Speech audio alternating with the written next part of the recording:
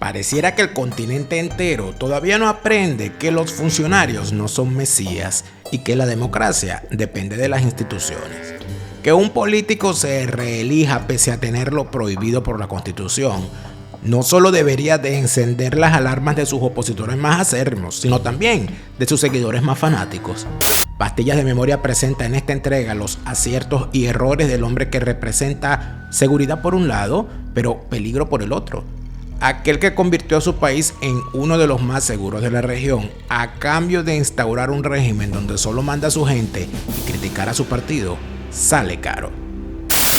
Acompañado por decenas de militares con armas de asalto y encomendándose a las presuntas enseñanzas de Dios, el presidente de El Salvador, Nayib Bukele, irrumpió este domingo en el Congreso amenazando a los diputados con llamar al pueblo a la insurrección si no es aprobado un polémico préstamo para financiar un plan de seguridad contra las pandillas, llamando incluso a la insurrección popular. El presidente subrayó que si este lunes los diputados convocados a sesión plenaria no aprueban el préstamo en el Consejo de Ministros, los va a volver a citar y si aún así no lo aprueban, el pueblo deberá poner en práctica el artículo 87 de la Constitución. En una semana nos convocamos acá, los vamos a volver a citar como Consejo de Ministros si no aprueban el Plan Control Territorial. Y si no, yo no me voy a poner entre el pueblo y el artículo 87 de la Constitución. Nayib Bukele será nuestro protagonista junto a sus queridos asesores de Voluntad Popular y sus enemigos jurados de la Mara Salvatrucha.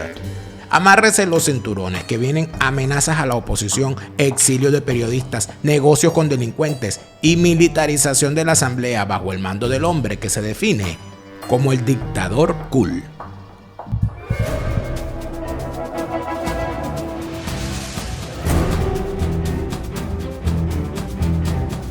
Entregarle este gobierno a un civil, un gobierno de transición, sin el bochinche. Sobre mí recayó la responsabilidad, pero en los otros recibe. Volvió a su táctica de buscar apoyo de algunos gobiernos y de organismos internacionales.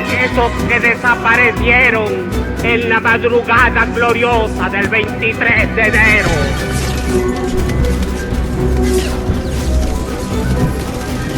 Bajo un gobierno como el mío, entonces la responsabilidad es de Luis Herrera Campinana. Centenares de comercios saqueados y un número no determinado de heridos. Compañeros, lamentablemente por ahora los objetivos que nos planteamos no me perdonan y haya sido 2 veces presidente por aclarar. Juro delante de mi pueblo que sobre esta moribunda solidaridad y la responsabilidad social. Ha fallecido el comandante presidente Hugo Chávez.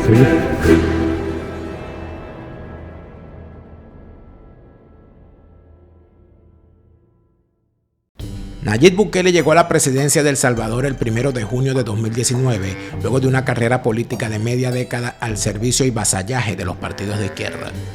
Bajo la tutela y el patrocinio del Frente Farabundo Martí, nuestro personaje se hizo con las alcaldías de Nuevo Cuzatlán y San Salvador entre el 11 de marzo de 2012 y el 1 de marzo de 2015. Estamos de regreso, muchísimas gracias. Seguimos conversando con Nayib Bukele, el empresario, porque así viene esta noche acá. Solo permíteme terminar, por favor, para que no termine con el mayor de los gustos. Ok, entonces, tú tenés el tigre. ¿Quién es el tigre? El que tiene todos estos accesos. Acceso a la banca, ejecutivos, agencia de publicidad, asesores, estudios de mercado. ¿Y quién es el venado? El empresario común. El empresario mediano, el pequeño, el que quiere poner su tienda, el que quiere poner su negocio. El problema del capitalismo es que enfrenta al tigre con el venado.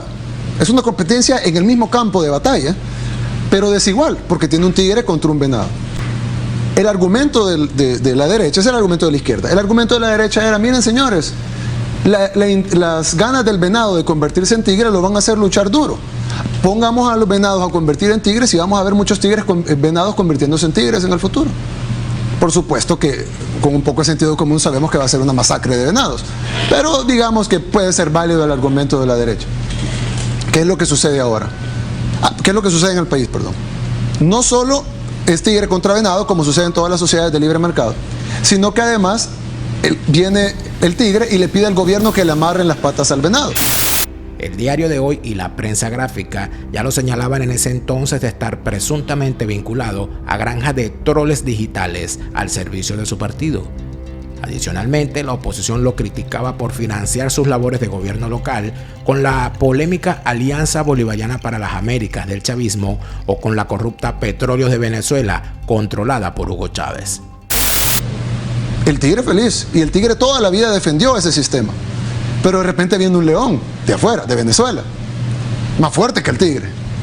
Entonces el tigre, al ver que ya no puede burlarse del venado como siempre lo ha hecho, llama al papestado, que en ese tiempo estaba el gobierno de Arena cuando ingresó Alba Petróleos, y le dice, ahí viene el león, amárrenlo.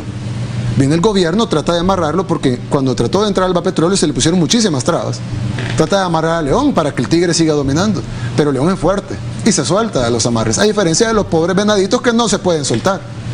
Entonces viene el león y se suelta.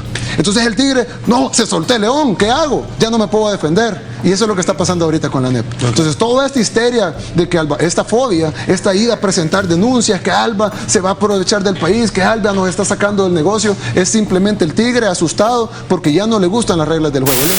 El Centro Democrático iba a ser su próxima parada en la carrera por la presidencia, pero el partido de izquierda fue disuelto por la Sala Constitucional. Ante la pérdida de opciones viables en las formaciones progresistas, nuestro personaje no tuvo otra opción que buscar obligado un partido de derechas que apoyara su candidatura. El Tribunal de Ética del FMLN expulsó al alcalde de San Salvador, Nayib Bukele, luego de una audiencia que duró más de 18 horas. En la resolución, el partido oficial concluyó que el jefe edilicio generó división interna y violó los estatutos internos del partido. Comenzamos. Se resolvió imponer la máxima sanción, que es la expulsión del señor Nayib Armando Bukele Ortez. Por unanimidad, Nayib Bukele fue expulsado por el Tribunal de Ética del FMLN tras el proceso en su contra. Llegó a la íntima convicción que se habían demostrado los hechos y emitió la sentencia, declarando que el señor Nayib Armando Bukele Ortez es culpable. El edil capitalino enfrentaba acusaciones por supuestamente agredir a la síndica Xochitl Marchelli y por realizar fuertes señalamientos contra el FMLN. Promover prácticas que generen división interna o al fomento de conductas personalistas en detrimento de los intereses del partido. La gran alianza por la unidad lo llevó a la victoria absoluta frente al Frente Farabundo Martí y a la Alianza Republicana Nacionalista, Arena. Este triunfo electoral en la primera vuelta marcó el final del bipartidismo salvadoreño. Ambos partidos fueron purgados de las instituciones mediante una cadena de despidos ejecutados en los meses siguientes. Nayib Bukele hace historia en El Salvador. Con tan solo 37 años de edad, el conocido como el candidato millennial terminó este domingo con 30 años de bipartidismo en el país centroamericano. El líder del Partido Conservador Gana obtuvo un 53% de los votos, con los que evitaba incluso la celebración de una segunda vuelta. Los números de Bukele hablan por sí solos. Hoy ganamos en primera vuelta e hicimos historia. Hemos sumado más votos que Arena y que el FMLN juntos. Nayib Bukele, exalcalde de San Salvador y de origen palestino, ha sabido ganarse la confianza del votante más joven, recurriendo a él a través de las redes sociales y con un mensaje en contra de la corrupción y la violencia que asolan el país. Nayib Bukele ya no se definía en público como un progresista de izquierda, sino como un liberal de derechas, de valores conservadores y visiones tradicionalistas. Para respaldar su cambio de discurso e imagen, nuestro personaje desmanteló sin pestañear las misiones sociales del clientelismo político creadas en el pasado. Hasta aquí la cosa marchaba sin contratiempos. Decimos hasta aquí porque apenas 12 meses después, nuestro personaje ordenó el ingreso de tropas del ejército de El Salvador a las instalaciones de la Asamblea Legislativa con el fin de amedrentar a los diputados responsables de votar en contra de un préstamo millonario. El presidente de El Salvador, Nayib Bukele, irrumpió este domingo en el Parlamento, escoltado por militares y policías fuertemente armados, escenificando la crisis interna y el pulso sin precedentes que se está viviendo en el país centroamericano. Bukele fue al Congreso para pedir a los diputados la aprobación de un préstamo de $109 millones para financiar su plan contra las pandillas, llamando incluso a la insurrección popular si el legislativo no da el brazo a torcer. Ante la imposibilidad de votar el crédito, pues solo estaban presentes 20 de los 84 diputados, el mandatario pronunció una oración desde la tribuna, antes de dirigirse a las miles de personas que le esperaban en el exterior del Parlamento. Si estos sinvergüenzas no aprueban esta semana el plan control territorial, nos volvemos a convocar aquí el domingo, le volvemos a pedir sabiduría a Dios y le decimos: Dios, tú me pediste paciencia, pero estos sinvergüenzas no quieren trabajar por el pueblo. Bukele, experto en agitar las redes sociales, ha creado una situación que según algunos quiebra el orden constitucional, pero en la que cuenta con el apoyo firme de sus seguidores. Y no pueden contra el pueblo, definitivamente ellos nos fallaron y pues aquí estamos en lucha de pie con nuestro presidente. Al igual que otras instancias internacionales, la Unión Europea pide que se respete la independencia de las instituciones y que el Ejecutivo y el Legislativo salvadoreños resuelvan de forma pacífica la situación. Para explicarlo más sencillo, nuestro personaje usó militares armados para que los diputados opositores le aprobaran un préstamo millonario bajo amenaza. Human Rights Watch criticó la acción como un autogolpe y la OEA hizo un llamado a respetar la separación de poderes. Nayib Bukele tuvo su segunda polémica cuando investigaciones periodísticas revelaron que su entorno cercano estaba negociando con líderes criminales. Según esos reportes, el bukelismo le daba carta blanca a los integrantes de las pandillas mientras evitaran los tiroteos entre rivales y ayudaran a reducir el índice de homicidio.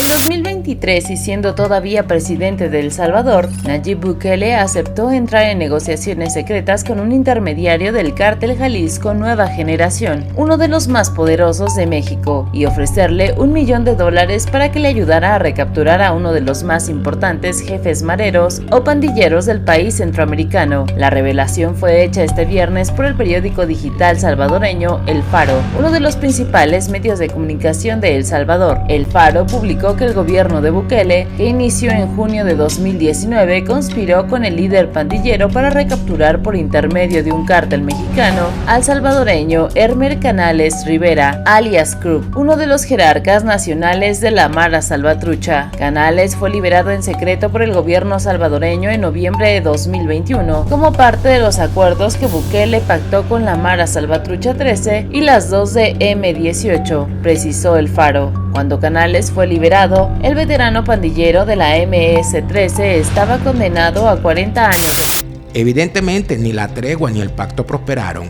y las fuerzas de seguridad se abalanzaron sobre las sanguinarias pandillas. La Policía Nacional y el Ejército de El Salvador desataron una guerra contra la Mara Salvatrucha bajo el nombre de Control Territorial, que dejó a la mayoría de los criminales presos o muertos.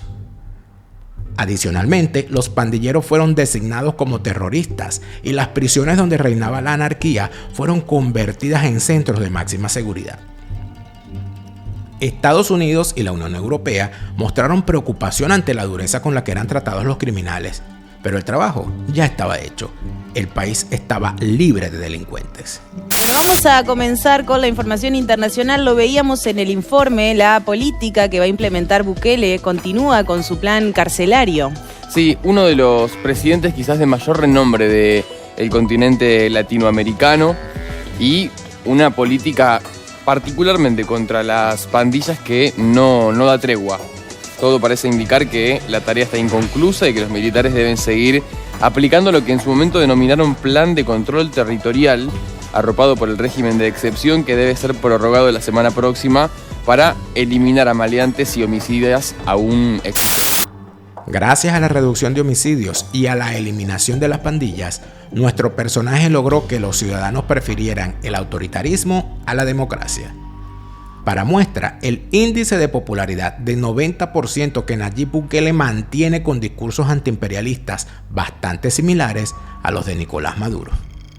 Porque hoy tendremos un gobierno del pueblo, para el pueblo. El 1 de junio de 2019, tras juramentar como presidente, Nayib Bukele hizo una promesa a El Salvador: construir el país que queremos. Menos de un año después, en febrero de 2020, Bukele entró con los militares a la Asamblea Legislativa y amenazó con disolverla si no aprobaban el presupuesto para su plan de seguridad. Como era de esperarse, los ciudadanos votaron este domingo a favor del hombre que eliminó a las pandillas. Nayib Bukele suplantó a los voceros de las autoridades electorales y anunció los resultados oficiales a través de sus redes sociales. Aquella irregularidad es solo una muestra de lo que vendrá con el tiempo en los poderes e instituciones de El Salvador, pese a las advertencias.